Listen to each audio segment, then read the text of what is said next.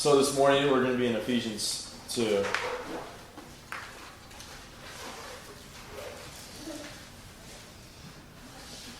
Ephesians is Paul's letter to the Ephesians.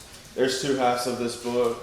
The first half is chapter 1 through 3, the story of the gospel. The second half is chapter 4 through 6, how the gospel affects our story. And we're going to be in the first half. In chapter 2. And the first chunk of chapter 2 is verses 1 through 10, and that's God's grace. Kat, if you can you read verse 1? Yes. And you he made alive, who were dead in trespasses and sins, in which you once walked according to the course of this world, according to the prince of the power of the air, the spirit who now works in the sons of disobedience. Oh, sorry, that was one and two. No, you're good. So we can see that before Jesus, we were lost / spiritually dead. And Mikey, if you can read 2 through 4. Wherein in time past you walked according to the course of this world, according to the prince of the power of the air, the spirit that now works in the children of disobedience, among whom also we all had our conversation in times past, in the lust of our flesh, fulfilling the desires of the flesh and of the mind, and were by nature the children of wrath, even as others. But God, who is rich in mercy, for his great love wherewith he loved us. So we can see here that people before hearing / accepting Christ, they were physically alive but spiritually dead, trapped in a purposeless life, deception, sin, and selfishness. And it changes, and we see in verse 5, and I'll read that. And when we were dead in our trespasses, made us alive together with Christ. By grace you have been saved. And verse 6, and raised us up together, and made us sit together in heavenly places in Christ Jesus. So we see here, but by God's grace and love, saves them, created as new by Jesus. Anything else on that first little section? Okay. Scott, can you read? Yeah. Can you read 7 through 10? Yes. That in the ages to come he might show the exceeding riches of his grace and his kindness towards us in Christ Jesus. For by grace you have been saved through faith, and that not of yourselves, it is the gift of God, not of works, lest anyone should boast. For we are his workmanship, created in Christ Jesus for good works, which God prepared beforehand that we should walk in them. So we see here that now they have a new purpose in life. They have a new task as this new man. And that leads to the second part of Ephesians verses 11 through 12. A new multi-ethnic family. Are y'all good to read? Can you read 11 through 13, please? Wherefore remember that ye being in time past Gentiles in the flesh, who are called uncircumcision, by that which is called the circumcision, in the flesh made by hands, that at that time you were without Christ, being aliens from the commonwealth of Israel, and strangers from the covenant of promise, having no hope, and without God in the world. Did you tell me to read 13? Yes. Okay. But now in Christ ye who sometimes were far off are made nigh by the blood of Christ. So we see here that they were not a part of the family. They were different from the covenant family. That's the people that came out of Egypt, the Israelites. The people that weren't the Israelites, they're different. They were not the same part of the family, like in that family. But then, as we can see in verse 13, but now in Christ Jesus, who was once far off, have been brought near by the blood of Christ. Because of the blood of Christ, we are now a family, we are one, and we'll see that more. in the next chunk. Is there anything? Well, we just see going down through history, even when a foreigner came into the children of Israel, they wanted them to be circumcised so that they could be fit in, so that they could be a proselyte. And we just got through going through Galatians, and that was one of the big things, was that they wanted the Christians there not only to be Christians, but they wanted them to hold to the old law, some of the old law, not all of it, especially circumcision. And that was a big deal in Galatians, was that he was telling them that you don't have to be circumcised. Now, he did let Timothy be circumcised because he was preaching to the Jews, and he didn't want a stumbling block put before him, so that there would be no excuse for the Jews to listen to Timothy. But he also, Titus didn't get circumcised because they were trying to force him to. So we see the difference between the two things here, And the end of Galatians, chapter 6, verse 15, for in Christ neither circumcision nor uncircumcision avails anything, but a new creation. So we see here that circumcision doesn't matter. It mattered in the Old Testament, but once Christ has come, the circumcision in Christ, circumcision is neither here nor there. It's about being in Christ. And that's what he's telling them about. And then that far off that he talks about in verse 10, because I think, is that verse 10? No, verse 13. You were once afar off. We know that there was a separation between the two, between the Jews and the Gentiles, or the Greeks, or barbarians, or whatever you want to call them. And it's saying that they were not even considered, they were not God's people. Yeah. We'll see that more. Oh, sorry. No, that's short. Can you read 14 and 6 through 16? For he himself is our peace, who has made both one and has broken down the middle wall of separation, having abolished in his flesh the enmity, that is, the law of commandments contained in ordinances, so as to create in himself one new man for the two, thus making peace, and that he might reconcile them both to God in one body through the cross, thereby putting to death the enmity.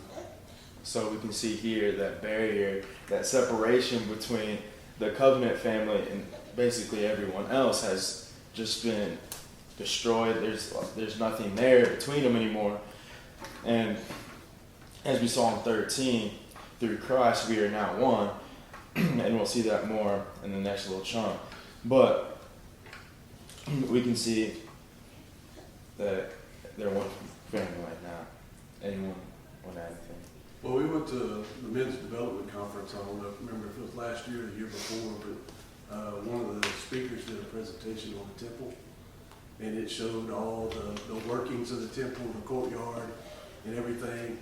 And the Gentiles were allowed to come into the courtyard, but there was like a half wall that separated, that kept them closed in. They could only go so far in. They couldn't actually go in to where the Jews could. And my understanding is that if any any Gentile crossed that wall or that border, they were subject to death. That was their penalty for crossing that. And it just makes it come to life more when he talks about that middle wall of separation, is that wall that kept them from actually getting to God's presence or going into the presence of God, that wall is torn down. So I don't know if that helped me out, but I don't know if anybody else. But it just shows that the whole God's plan is open to everyone now. That was Ronnie Sharpus. Was it Sherpas? Yeah. Yeah. Yeah, he did a good job on that. Billy, can you get 17 and 18? Sure. And he came and preached peace to you and who were afar off, and to the house of who were near.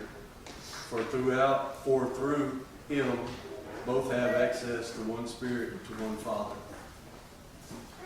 So we can see here that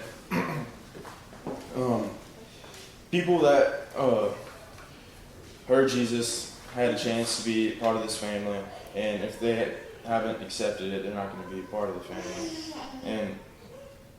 And we can see in 18 that we both have access to, by one Spirit to the Father, talking about how we, if we got to hear Him, we had that opportunity to become part of that family.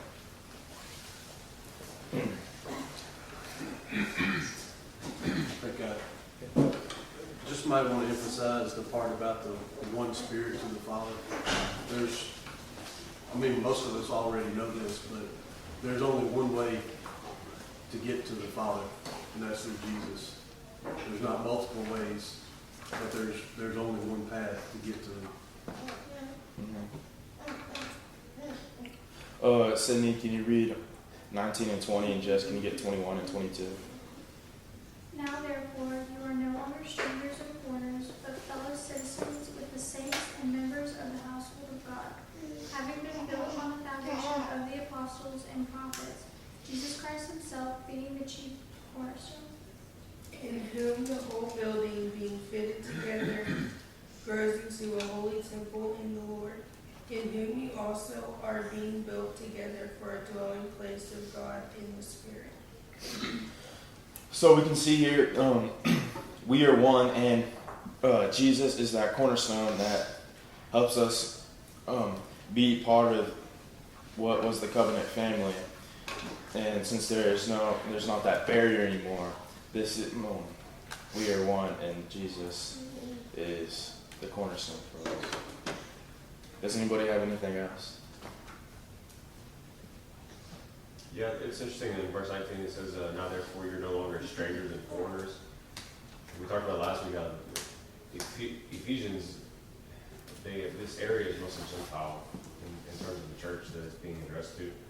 And they would have known what that was like Billy had mentioned, being a Gentile, being a stranger, being separate from the Jews, or just in general not being the one who obeyed God, because we know they had patriarchal law as well, being separated from those blessings. They heard about what happened to Egypt. They heard about what happened to Sodom and Gomorrah in times past, and those who would not obey God or who did not know God, who weren't nigh to Him.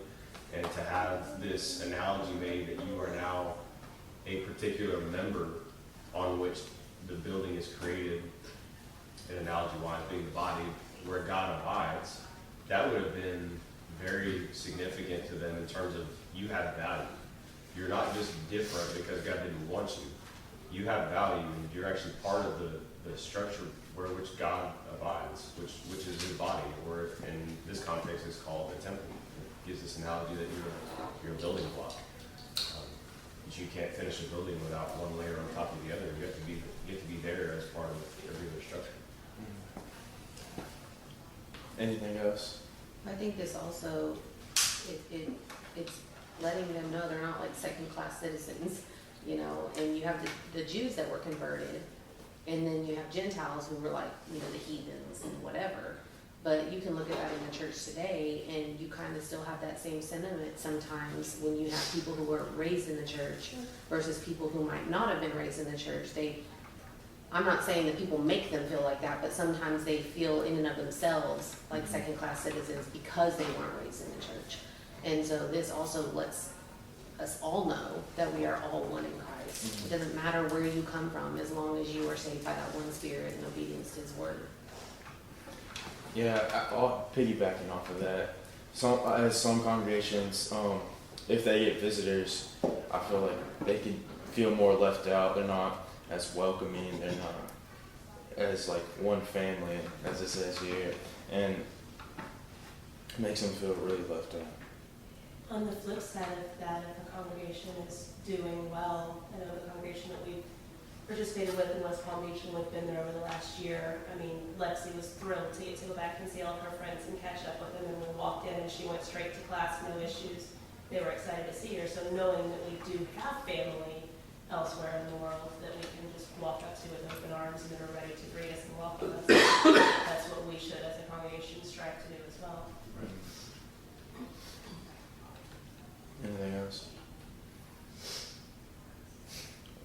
So, just as a little review, the first little section of Ephesians 2, 1 through 10 is God's grace. The second half, 11 through 22, a new multi-ethnic family.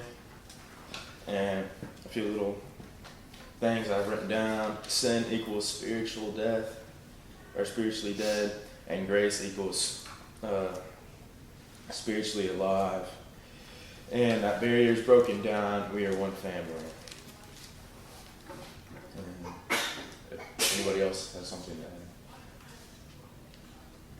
add. That grace is something that we should consider more often, because without God's grace, where would we all be? You know, we've all sinned and fallen short of the glory of God. The Bible tells us that. And without that grace of God washing those sins away from us when we contact the blood, then we would still be lost if that wasn't the case. And, you know, we all deserve to die. That's the penalty for the sin. And it's just amazing to me that God loved us so much that He would give us a second chance. Sometimes second, third, and fourth, and fifth chances, you know. He's long suffering with us. But especially the grace part of it, you know. And I think as human beings, we don't totally comprehend that, because when somebody does something to us, we won't either we want vengeance on them, we want to put hate on them, we want to put all these other things on them. And if we want to be Christ-like and be in the same, being His family, then we need to offer that grace to those that are around us. I know it's taken me a long time to appreciate it as much as I think I can, you know. In the younger years of mine, whenever somebody would say something to me that was contrary to what I thought, my first reaction would be to jump back on them and to, you know, try to either argue or prove my point. And that's not what grace is. Grace is, if somebody does something to you, then you know, you don't return that anger or that vengeance. I mean, you have to pardon them for that. So that grace is important to us, and I don't think we fully understand it sometimes. And we certainly don't show our fellow man the grace that we should. Yeah, well, that's all I got for Bible class